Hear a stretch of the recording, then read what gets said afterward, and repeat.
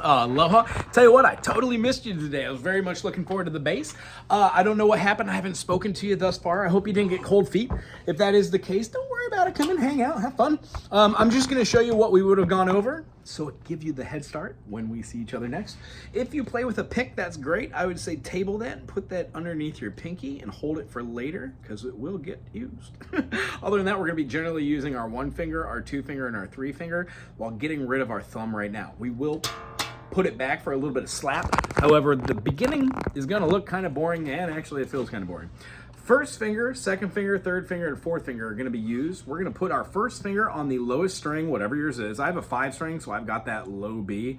If you have the E, it's going to be on the F note. So our lowest string, I'm just going to play here because it makes sense. Boom, boom, boom. And then if you can, put that pinky on there without removing your first finger. If you remove your first, make sure you keep the other ones on there. And the idea is what we're trying to do is build stamina by playing out our single note of, and then we're bending our wrist to get all notes. These are called spider exercises.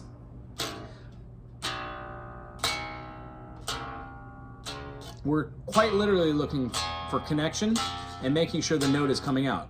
There are 2 ways to play a note on any fret. You never really want to play on the metal fretting unless you're going for a harmonic. You want to play right in the middle. And the idea, by learning 1, 2, 3, 4, we break the bass down into 3 quadrants. 1 is through 1 through 4, then 5, 6, 7, 8, and then 9, 10, 11, 12. At that point, our notes repeat again. So whether you're playing with a pick or not, we're working on notation-wise and being able to do something like this.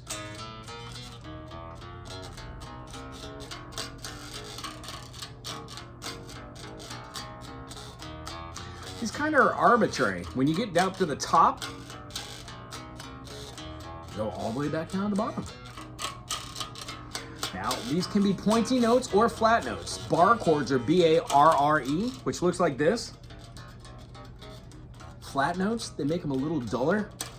And then pointy notes are a little louder because you're pushing down just that individual one. What we're doing down here on the other hand, whilst doing that, is a combination of things. Remember that pick's there. If you want to play with a pick, I would say concentrate on doing downstrokes first.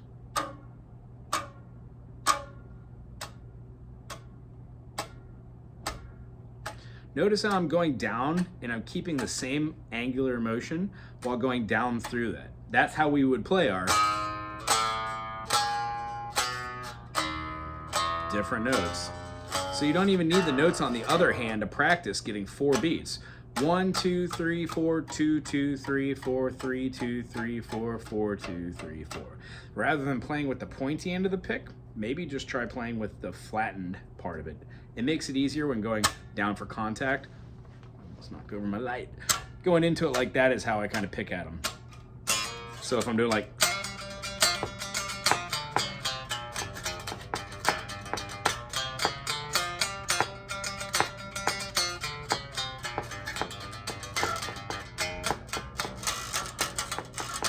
I'm out of tune. Anywho, when going through the ideas of picking, if we're doing just the spider exercises, what I'd like to do is start you off on your lowest string. On your lowest string, you're going to pluck that string and pull back as if you're popping into the body. It's going to look like this. Hear how I'm physically hitting the bass? The idea is you want to pull through strings. Your bottom string, of course, goes to the bass, but when you pull through the string above it, which would be your A if you have a 4 string, you'd be pulling back on 1 finger and falling on the string below it, bloop, like a bird on a wire. The idea is you do that with 1 finger with these. 1, it shows you how far you are away, and it sets you up to do the next fingering, which is a double walk. The alternation of these 1 and 2 fingers sometimes happens with a 1, 1, 2, 2, 1, 1, 2, 2, 1, 1, 2, 2. We'll work on all those. All we want to do is get this first finger really, really, really strong, which means the reason why I have you put your thumb here is because essentially I want you to be floating over here. So we could do stuff like this, like a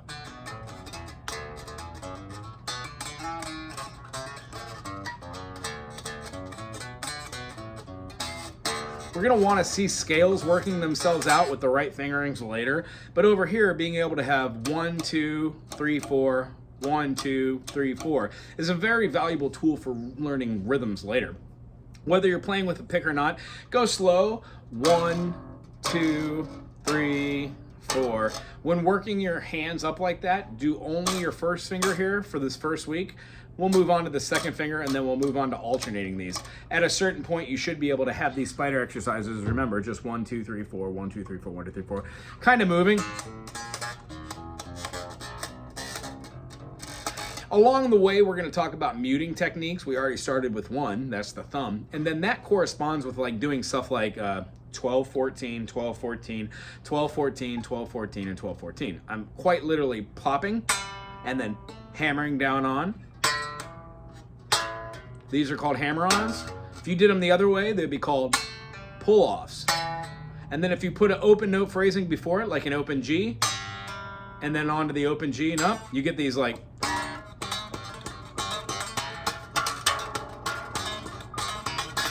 So we work on all these little things according to half step, whole step, due to scales, learning them on one string, then another, then another, then another.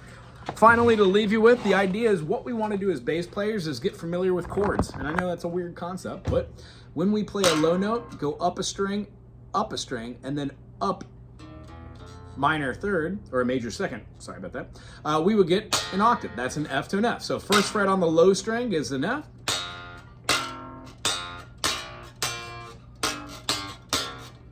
When we do this, we're going to be progressing up something called the circle fifths, and that's going to help with a little bit of fretboard recognition. So to start it off kind of slow, the only thing that I would love for you to do before we meet next are the spider exercises. 1 finger, 2 finger, 3 finger, 4 finger, 1 finger, 2 finger, 3 finger, 4 on, so on, so forth. Remember to pull back through the note and make sure every single note is audible. Keep a good pace. Anywho, I hope to see you next week. If you have time, give me a buzz today. Just a text, tell me when the next time we should meet. Otherwise, I'll see you at the same time next week. Aloha.